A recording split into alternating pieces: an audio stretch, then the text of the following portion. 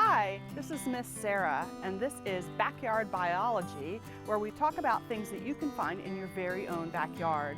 Today I'm going to be talking about things that you can find in your yard and in your house, spiders. So, what exactly is a spider? A lot of people are creeped out or frightened by spiders. We're going to learn a little bit more about them, and maybe it'll make them less scary. Spiders are arachnids, not insects. Insects have 6 legs. Spiders have 8 legs. Insects have 3 body segments, a head, a thorax, and an abdomen.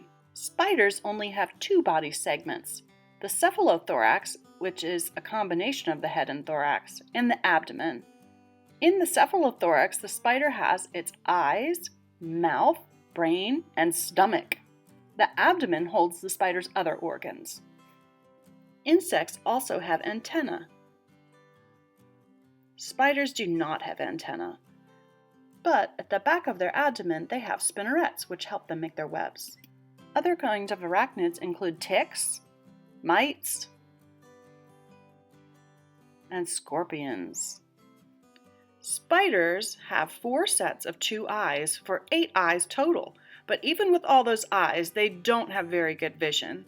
They mostly find their way around by their sense of touch.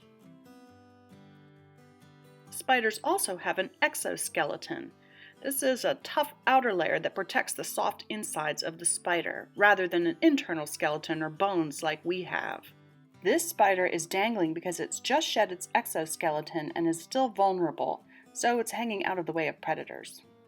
Each of the spider's 8 legs has tiny hairs at the end, and these hairs each have a tiny little foot. This helps the spider to climb any surface, even on walls and ceilings, kind of like Spider-Man.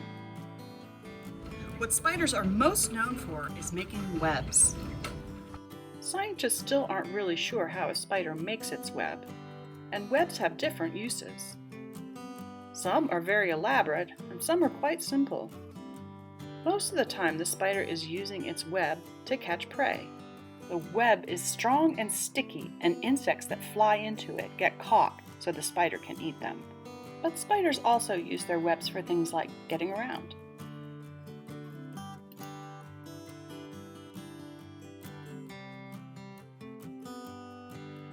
Because the spider web is so strong and also so fine, scientists have studied it to figure out how they can make things as strong but also as thin and fine as a spider web.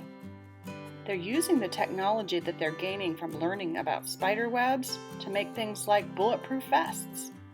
This strength of webs comes in handy when spiders are using them for another reason, to make a protective cocoon for their eggs. Spiders lay eggs and then can wrap them in one of these cocoons until the eggs are ready to hatch. When the eggs hatch out, the babies, known as spiderlings, are already independent and ready to find their own food. Do you think that you could build a web as strong as a spider can? Try this simple activity at home and test your spider skills. For this activity, you will need a plastic coat hanger and some dental floss and a rock. The first thing you need to do is take your rock and some paint and decorate your rock with a spider. Now I need to see if I can build a web strong enough to support my spider. I start by taking the dental floss and tying it to one part of the hanger. Next, I wrapped the hanger with dental floss all over, kind of like a web.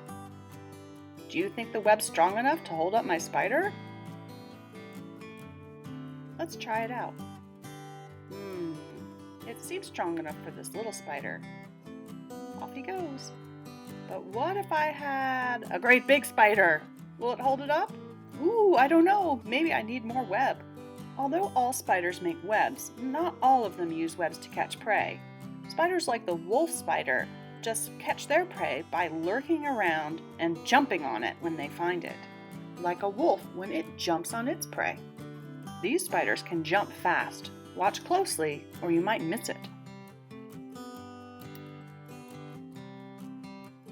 A lot of people are afraid of spiders because they're afraid of being bitten by one. And there are a couple of spiders who have a relatively dangerous bite. But spiders aren't really interested in biting people and would only do so to defend themselves.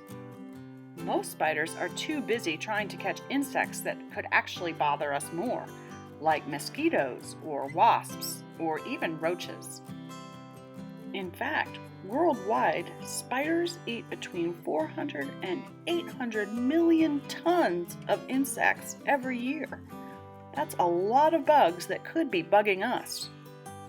This has been another episode of Backyard Biology brought to you by the Gwinnett County Public Library. I hope you enjoyed it and learned something new about spiders today.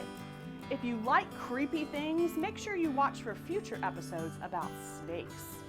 Thanks for watching!